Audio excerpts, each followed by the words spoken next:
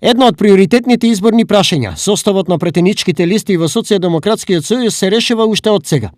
Кругот на потенцијалните кандидати е можеби најголем досега, но најстроги се и критериумите за место на листите, велат од партијата. Сепак јавноста што поскоро сака да ги слушне имињата на кандидатите. Кога ги договориме сите детали, тоа ќе ја испрати пораката всушност кој ќе ја добие честа и поддршката од граѓаните, а верувам дека тоа ќе се случи не подоцна од 9 март, кога е закажан, односно испланиран од генералниот секретар, Конгресот на Социјалдемократскиот сојуз на Македонија. Во моментот извршните одбори ги прават конкретните одлуки согласно критериумите за да поминат во следната фаза или достава на сите кандидати до централата.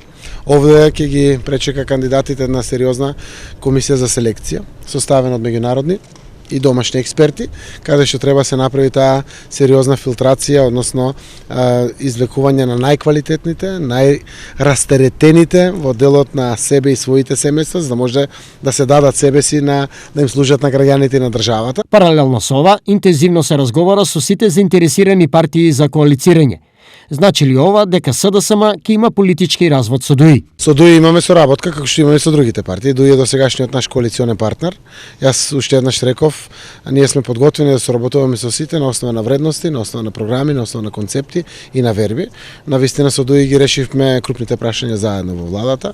Значи ние заокруживме разговори скоро со сите досегашни коалициони партнери, а веќе разговараме и со нови коалициони партнери, и од македонскиот и од албанскиот блок, но и од турскиот, српскиот, ромскиот, влашкиот, бошначкиот и од сите други наши етнички заедници представени преку политичките субјекти. Поприлично добро ниво. Во однос на вчерашната изјава на евроамбасадорот Семуил Жбогар дека Македонија треба од економија до екологија своите стандарди да ги прилагоди на европските, заев со став. Секако со отварањето на фондовите ќе мораме уште многу да работиме, сите во сите области, дали е тоа економијата, дали е здравството, дали е образованието и слично.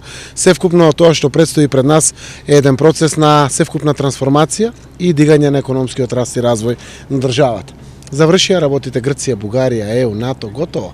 Сега треба да работиме дома, да засукаме ракавите, да се насочиме во севкупна трансформација на институциите, во сериозна поддршка на граѓаните и стопанството, дигање на севкупните стандарди. Екс-премиерот и председател на Социјалдемократскиот сојуз Зоран Заев денес имаше работна средба со менеджментот на виничката Мак Прогрес, каде беа потенцирани новите развојни планови на компанијата.